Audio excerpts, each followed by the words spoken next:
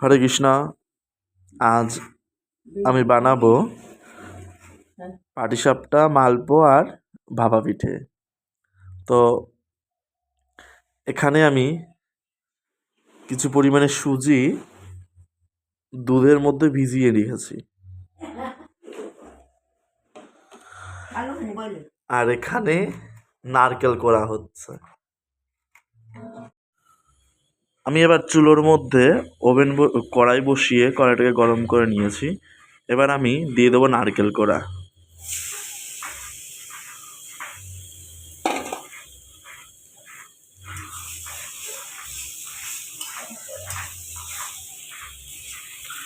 নারকেলটাকে আমি এবার সুন্দর করে একটু ভেজে নেব। আমার নারকেল কোড়াটা ভাজা ভাজা হয়ে গেছে। এবার আমি দিয়ে দেবো চিনি।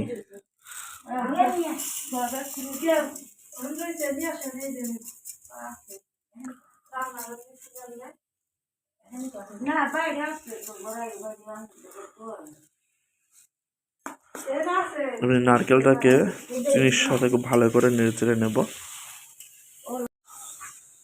চিনিটা গলে গেছে, এর মধ্যে আমি দিয়ে নিয়েছি কিছু পরিমাণে খোয়া ক্ষীর।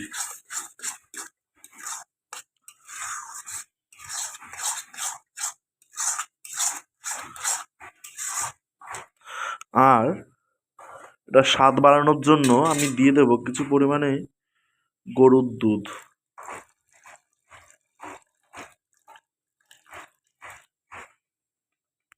এবার এটাকে আমি সুন্দর করে নাড়াচাড়া করে নেব।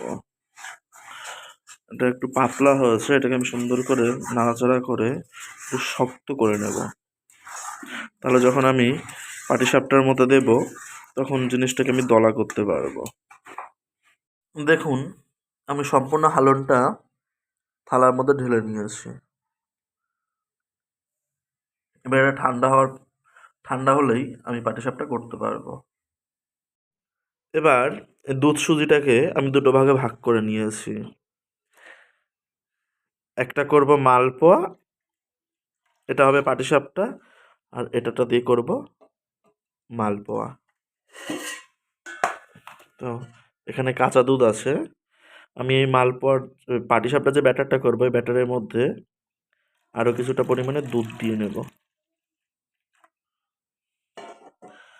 এবার আমি দিয়ে দেব চিনি।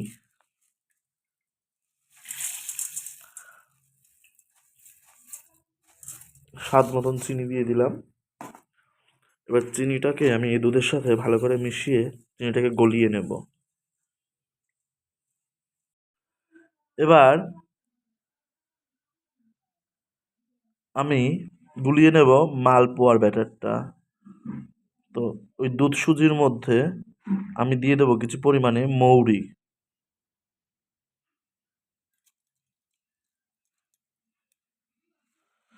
আর দেব চিনি।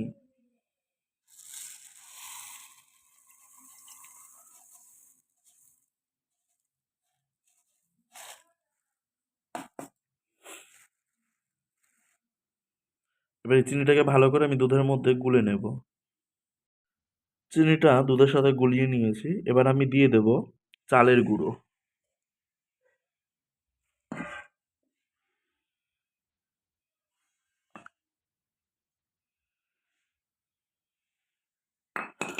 আর কিছুটা পরিমাণে ময়দা। এবার এটাকে আমি সুন্দর করে মিশিয়ে নেব যাতে ডেলা না থাকে। এবার মালপোয়া ভাজার জন্য আমি কড়াইতে দিয়ে দেব দেশি গাওয়া ঘি।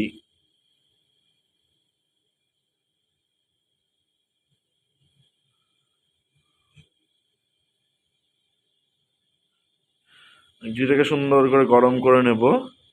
তারপর আমি একটা একটা করে মালপোয়া ছাড়বো। এবার আমি হাতায় করে একটা একটা করে মালপোয়া তেলের মধ্যে ছেড়ে দেব।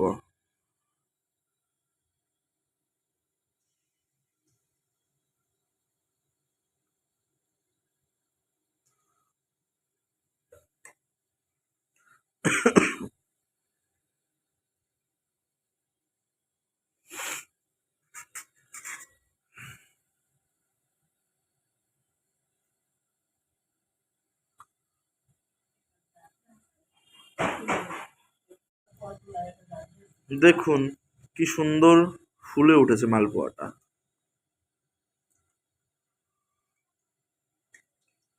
এবার উল্টে দিলাম, আর এক পিঠ সুন্দর করে ভেজে নেব।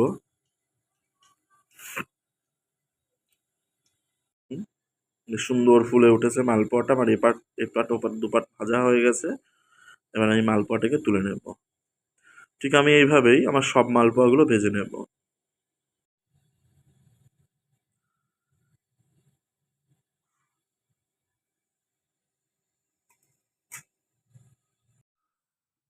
এবার আমি বানাবো পাটিসাপটা পিঠে। তো তার জন্য আমি কড়াইটা বসিয়ে নিয়েছি।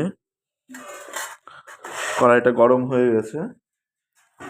এবার আমি একটু ঘি বেগুনের বোঁটায় করে কড়াইটাতে ঘুরিয়ে নেব সুন্দর করে।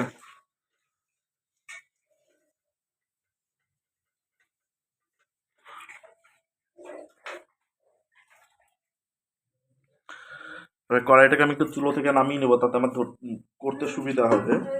তো এবার আমি ব্যাটারটাকে চামচ করে দিয়ে দেবো কড়াইয়ের মধ্যে। এবার হাত দিয়ে খুব সুন্দর করে গোল করে ঘুরিয়ে ব্যাটারটাকে কড়াইয়ের মধ্যে ঘুরিয়ে নেব।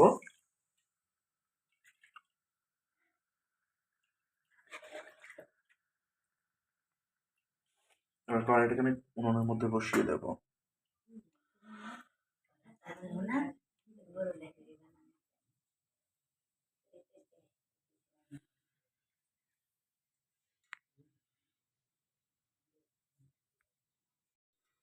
ব্যাটারটা টেনে গেছে কড়াইয়ের মধ্যে। এবার আমি এর মধ্যে পুর দিয়ে নিব।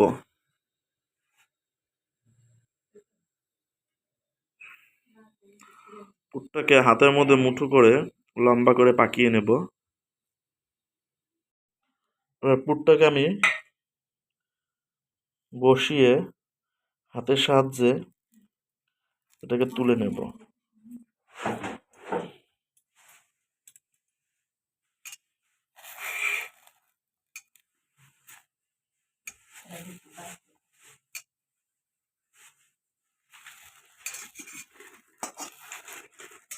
সাদা পিঠটা একটু উল্টে দিলাম কড়াইয়ের মধ্যে।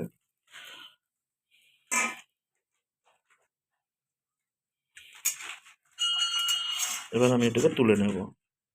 হয়ে গেল আমার পাটিসাপটা পিঠে।